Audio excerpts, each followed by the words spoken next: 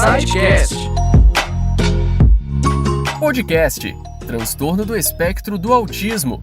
O que fazer depois do diagnóstico?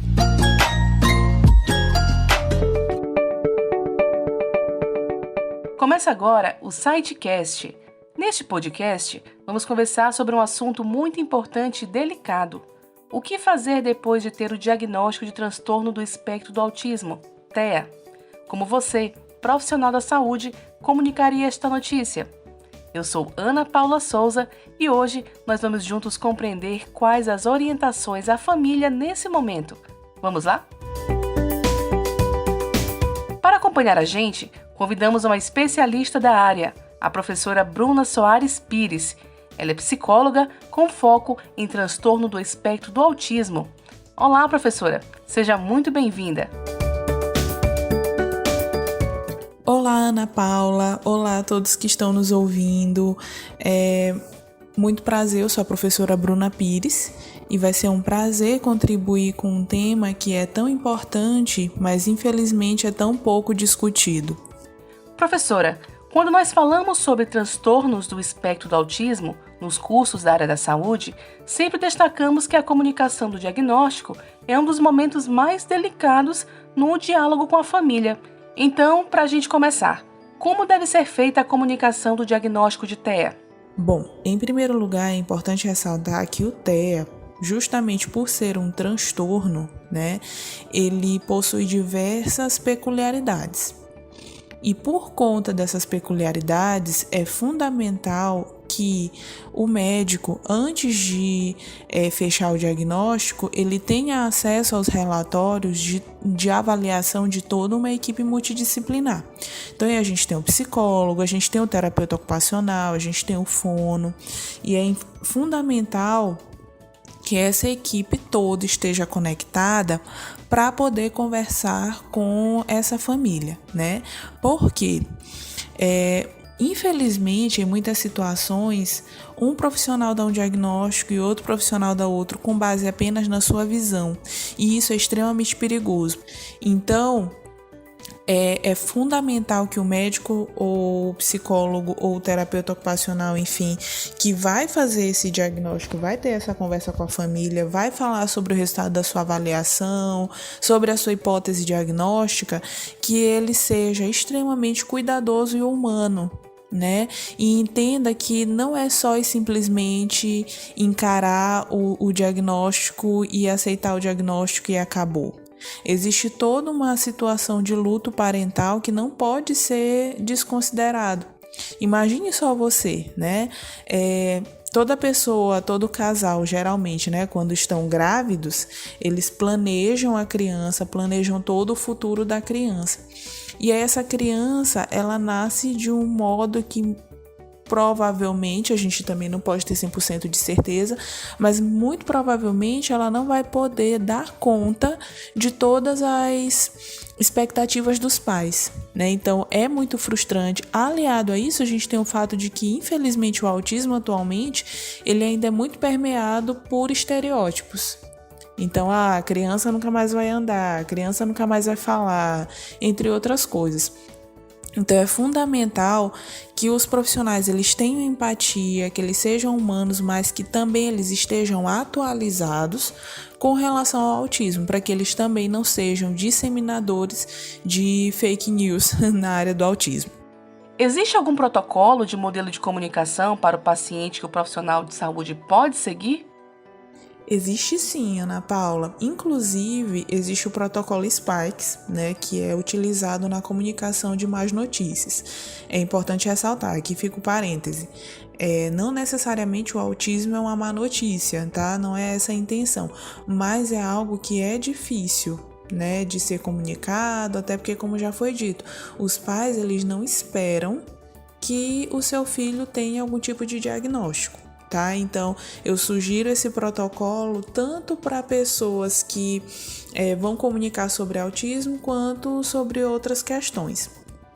Ele apresenta 4 objetivos principais. O primeiro, saber o que o paciente e seus familiares estão entendendo da situação como um todo, porque a gente compreende que é muito complexo, é muito difícil e, como já foi dito, infelizmente, muitas vezes, a pessoa vai para a internet procurar o que é, procurar compreender o que é aquele diagnóstico, ela acaba sendo bombardeada com várias notícias que são falsas. Fornecer as informações de acordo com o que o paciente e sua família suportam ouvir, acolher qualquer reação que possa vir a acontecer e ter um plano específico, né? Esse protocolo, gente, ele é separado em algumas etapas. A primeira é o planejamento da entrevista, né? Então, é fundamental que a pessoa, ela compreenda aquele contexto, compreenda quem é a família, compreenda o lugar que aquela criança ou aquela pessoa que está recebendo diagnóstico tem para essa família, para que ela possa começar a planejar a forma, a estruturação da entrevista e por onde começar, entre outras coisas. A segunda etapa é avaliar a percepção do paciente. Então, através de perguntas, né, a gente vai compreendendo ou buscando compreender como é que aquela pessoa está digerindo o diagnóstico. Né? Então, exemplos, né? O que você sabe sobre o autismo? Você já ouviu falar sobre autismo, né? Entre outras coisas. E é importante, inclusive, para que a gente possa desmistificar algumas questões aí que permeiam o autismo. A etapa 3 é obtendo o convite do paciente. O que acontece? Muitas vezes a pessoa, ela não quer saber mais sobre o seu diagnóstico. Assim como muitas vezes ela quer saber logo, né, sobre várias questões, ou então sobre o diagnóstico do seu filho. E aqui eu tô falando tanto de pessoas com filhos dentro do espectro, quanto de pessoas que têm descoberto que estão dentro do espectro, que atualmente tem sido já uma realidade. Então, o que acontece? Muitas vezes a pessoa, naquele momento ali da devolutiva, ela quer saber mais sobre possibilidades, ou então outras fontes para leitura, etc. Assim como tem pessoas que não querem mais saber. E aí é fundamental que a gente acolha essa resposta, né? Então, no caso de não querer saber, a gente respeita e se coloca à disposição, até porque muitas vezes a pessoa também precisa de um tempo para digerir, né? Como eu falei, não é todo mundo que aceita assim tão rápido e tão de boa qualquer coisa, tá? É fundamental que a gente tenha essa empatia também. A etapa 4 é dando conhecimento e informação ao paciente. E aí o que acontece? Nesse momento a gente vai conversar com a pessoa sobre o diagnóstico, sobre o que é o autismo. E aí, claro que assim, a gente tem o DSM-5 que atualmente norteia os critérios diagnósticos, etc. Mas é fundamental que a gente traduza a linguagem médica e mais acadêmica para o nosso público. Porque não são todas as pessoas que compreendem, por exemplo, o que é uma estereotipia. Não são todas as pessoas, por exemplo, que compreendem o que é uma fala repetitiva e estereotipada. Então, é fundamental que a gente auxilie a pessoa a compreender da melhor forma possível para ela, tá? Usando analogias, entre outras coisas. A etapa 5 é abordar as emoções dos pacientes com respostas afetivas. Porque o que acontece? Muitas vezes a pessoa ela recebe olhando pra gente e balançando a cabeça e tudo bem, é assim mesmo, eu entendo. Mas tem outras situações que não, que a pessoa começa a chorar, que ela entra em desespero, etc. E aí, gente, é fundamental que a gente tenha essa compreensão de que cada pessoa responde de uma forma e tudo bem, e que a gente precisa acolher, inclusive, essas manifestações que não necessariamente são aquilo que a gente estava esperando. Então, ter solidariedade. E por que eu falo isso, Ana Paula? Porque em muitas situações, o que acontece? A pessoa começa a chorar e aí é cortada pelo profissional que está dando uma devolutiva que diz o seguinte: olha, agora não é momento de chorar, agora é momento de trabalhar. Só que não é bem assim. Nem todo mundo digere da mesma forma e é fundamental que a gente tenha essa compreensão. E a etapa 6, que é estratégia e resumo. E o que é isso, né? A gente vai auxiliar o indivíduo, né, essa pessoa, tanto a pessoa que está recebendo o diagnóstico do seu filho, quanto o próprio diagnóstico, e vai traçar o plano, na verdade, apresentar o plano já traçado para a família, mas também perguntar para a família quais são os seus objetivos. É fundamental que a gente escute essa família, escute essa pessoa, até para que os nossos objetivos enquanto profissionais não destoem dos objetivos daquela pessoa, daquele pai, daquela mãe, ou então daquela pessoa que está recebendo o diagnóstico. Certo. Então, depois dessa comunicação inicial, que deve ser feita com cuidado e disponibilidade do profissional para ouvir todas as dúvidas dos familiares, surge a pergunta: o que fazer agora? Ana Paula, essa pergunta é a que muitos pais e muitas pessoas que estão recebendo o diagnóstico mais fazem. O que fazer agora? E é óbvio que a gente não tem uma resposta única, né? Até porque nós não estamos falando de um bolo que já vem com todos os ingredientes ali descritos, a quantidade, etc. Nós estamos falando de pessoas que estão inseridas em um contexto e a gente não pode desconsiderar esse contexto, né?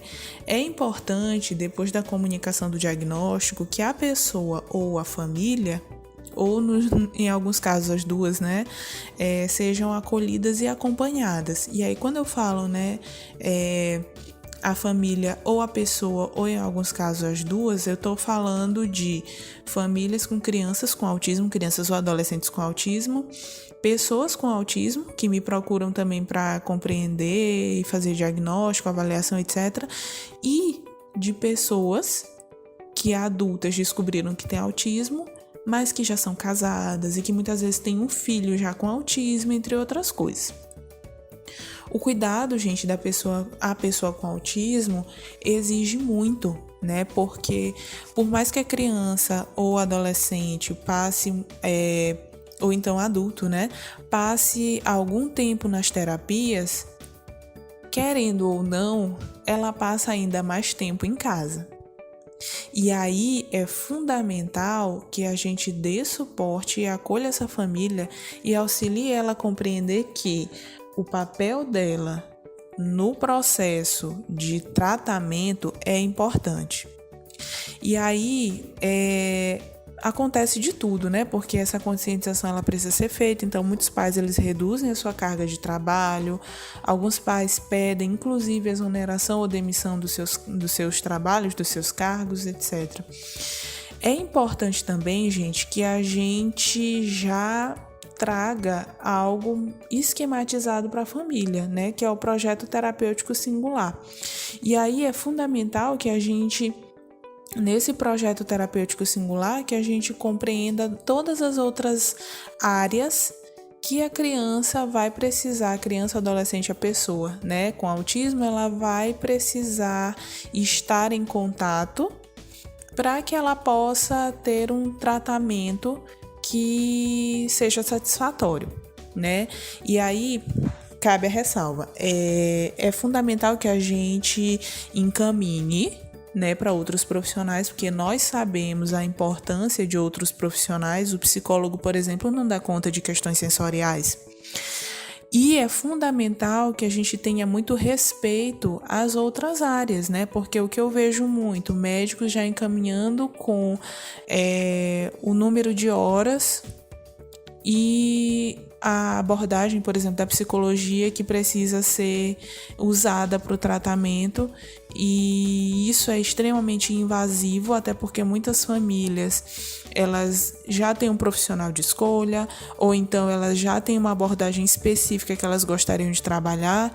Então é fundamental que nós encaminhemos para outro profissional explicando a importância. Caso a família não tenha nenhuma indicação, a gente pode até indicar outros profissionais, mas com muita cautela para não interferir na área do outro profissional. Porque nós podemos conversar sobre, né? Essas conversas multidisciplinares e interdisciplinares são fundamentais, mas tendo o cuidado de não interferir em uma área que não é nossa. E o que é E como funciona o projeto terapêutico singular na habilitação e reabilitação da pessoa com TEA? Ana Paula, infelizmente o projeto terapêutico singular ele é muito pouco conhecido, né? E ele é de extrema importância. Por quê? O projeto terapêutico singular ele precisa ser elaborado pela equipe, né? Ou pelo menos, né, caso a gente não trabalhe junto com os outros terapeutas, é importante que haja uma comunicação entre todos os profissionais para que a gente possa desenhar o projeto terapêutico singular. Ele deve ser construído com base no diagnóstico elaborado, então a gente vai compreender o que é o autismo, e aí é necessário que a gente vá na literatura médica, né, no DSM-5, assim como em outros artigos falando sobre o autismo, as descobertas atuais do autismo. Eu costumo brincar que às vezes o profissional ele acha que terminando a graduação ele não precisa mais estudar, e isso é um grande engano, tá? A ciência ela caminha a passos largos e ainda bem que isso acontece. Então, é importante que a gente compreenda o que é o diagnóstico, para além dos estereótipos, tá?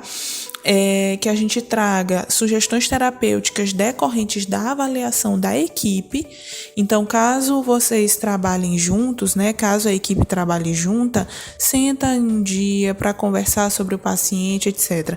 Caso trabalhem em locais diferentes, aí a gente pode fazer o intercâmbio de relatórios e dos relatórios atualizados. É fundamental que todos os profissionais estejam a par, até para que a gente possa compreender o que está sendo trabalhado, por exemplo, na terapia ocupacional, na fonoaudiologia, e que a gente possa trabalhar em consonância. Por quê? Porque um objetivo, né, alinhado ali no projeto terapêutico singular, ele pode ser executado por todos os profissionais, mas cada um pegando a sua área. Então, por exemplo, a questão das estereotipias pode ser trabalhado pela psicologia, pela terapia ocupacional, etc. Tá? E o terceiro são as decisões da família. E é fundamental que a gente leve em consideração esse contexto familiar, porque muitas vezes a gente passa atividades para casa que a família não tem condição de dar conta, por uma questão de estrutura, né, estrutura física, ou então por uma questão de organização, etc. Então, você precisa fazer exercícios na frente do espelho do seu banheiro e colocar na bancada do seu banheiro todos os materiais para que a criança visualize. Todas as famílias têm acesso a um banheiro assim? Com bancada, com espelho? Todas as famílias têm acesso aos materiais que são necessários, né? Então, tudo isso precisa ser levado em consideração. E aí, como eu já havia comentado, né? O método, a forma de trabalho, ele precisa ser escolhido pela família. E é fundamental que a gente respeite essa decisão. Eu trabalho com o método DIR e eu ainda vejo muitas pessoas empurrando o ABA e obrigando o ABA. Não significa que eu acho que o ABA é ruim, né? Longe de mim. Mas são abordagens diferentes e trabalham de formas diferentes. E é fundamental que a família escolha qual a melhor abordagem para trabalhar com a sua criança, né? Dependendo do caso, dependendo inclusive das suas características e da sua disponibilidade. Professora, em muitos casos, percebe-se que os familiares deixam de cuidar da sua própria vida, renunciando a momentos de lazer e socialização, incorporando mais sofrimento mental ao contexto familiar. A partir dessa situação, como o profissional de saúde pode auxiliar a família?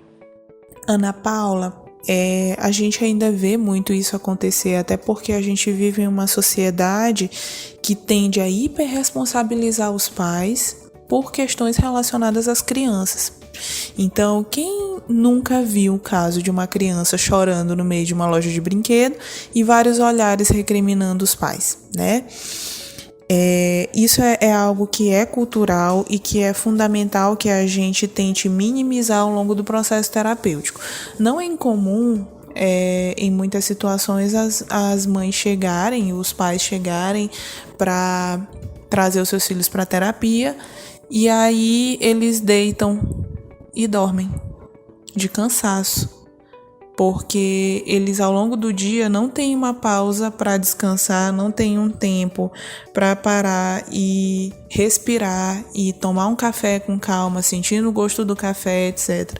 Então é fundamental que a gente, enquanto profissional, também oferte momentos para que esse pai e essa mãe eles tenham esse momento de colocar isso para fora, de falar sobre isso, falar sobre os sentimentos relacionados, sobre essa intensa culpabilização do pai e da mãe. Até hoje, infelizmente, a gente ainda ouve discursos como: a criança é autista porque o pai não deu carinho, né? E aí é fundamental que a gente, enquanto profissional, ofereça esse momento de acolhida, de escuta e muitas vezes, inclusive, mostrando para esse pai e para essa mãe que essa criança, ela é muito mais do que um diagnóstico. E pode parecer estranho eu falar isso, mas muitas vezes a criança ela ainda é reduzida ao autismo. Não se percebe quem é a criança para além do diagnóstico. Uma outra coisa que é importante ressaltar é que existem formas de acesso aos direitos da pessoa com autismo, tá? Então, carro facilitado, compra de carro facilitado, entre outras coisas. É fundamental que a pessoa se enquadre no perfil de beneficiário e aí ela pode ser encaminhada ao CRAS ou CREAS para que ela possa levar adiante o processo, né, de solicitação de benefícios, entre outras coisas. E aí é fundamental que os pais saibam disso. Infelizmente, muitos pais não sabem porque não é dito. Porque o foco fica tão grande na criança que a gente esquece os pais. E, infelizmente, isso tem causado muito suicídio entre os pais. Então fica aí mais um alerta para que a gente cuide também da saúde mental dos pais, se for o caso, encaminhar os pais também para trabalhos com psicoterapia ou então propiciar a esses pais um momento para que eles possam refletir sobre quem eles são enquanto pessoa para além do pai e da mãe, tá? Entre outras coisas. Isso não significa desresponsabilizar os pais, tá? Não significa tirar a responsabilidade dos pais, mas fazer com que eles deem aquela respirada, sabe? Para que eles possam continuar cumprindo o seu papel. Muito obrigada, professora. Para a gente fechar nossa conversa, você tem alguma sugestão de leitura ou filme que possa ajudar os profissionais? Eita, Ana Paula, agora tu me pegou, hein? Até porque eu gosto muito de falar sobre filmes e livros, né, que tratem sobre o autismo, até para que as pessoas elas possam ter uma perspectiva diferente daquela perspectiva estereotipada de que o autista não sente isso, não sente aquilo, etc. Tem alguns filmes que eu gosto muito e inclusive uma série que eu gosto muito é o Atypical, né, que tem na Netflix, inclusive, que fala sobre uma pessoa com autismo. A gente tem também Mary and Max, que é um filme antigo, mas que é muito interessante porque traz a perspectiva de uma pessoa com síndrome de Asperger e ela está se comunicando com uma outra pessoa por cartas, e aí para saber o desenrolar da história vocês vão precisar assistir. Tem um filme também que eu gosto muito, né, porque eu sou muito fã da Temple Grandin. O nome do filme é esse, Temple Grandin. E ele fala sobre a história da Temple, que foi uma pessoa diagnosticada com autismo em uma época em que o autismo ainda não era tão conhecido, que o autismo ainda não era tão falado. A Temple recebeu um diagnóstico, o médico falou que ela não tinha muitas possibilidades, mas ela encontrou sentido na sua vida. E óbvio, né, com todo o trabalho da mãe ali auxiliando, de toda uma equipe multiprofissional, etc., atualmente ela dá palestras em todo o mundo e escreve sobre autismo, né? Inclusive os livros da Temple Grandin também eu gosto bastante, eu acho que são bem interessantes, né, para que a gente possa compreender como é que é o autismo visto pela perspectiva de uma pessoa com autismo. Além disso, tem um podcast bem legal que é o Introvertendo. Tem podcast e canal do YouTube, que são pessoas com autismo falando sobre diversos assuntos, né? A gente, infelizmente, a sociedade ainda tem muito essa compreensão de que a pessoa com autismo ela não consegue compreender a sociedade, o contexto, etc., quando na verdade ela pode sim, ela compreende sim.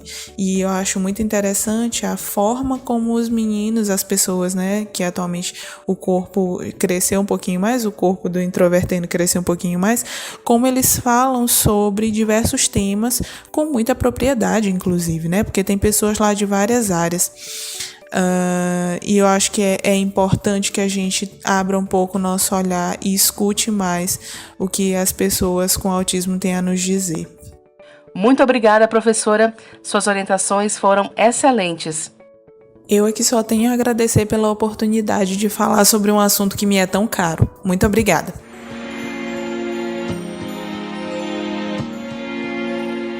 Bem, pessoal, por hoje é só. O SiteCast chegou ao fim e esperamos que este material colabore para a sua prática e que, caso você tenha que passar por este momento, as orientações dadas aqui façam a diferença. Até a próxima!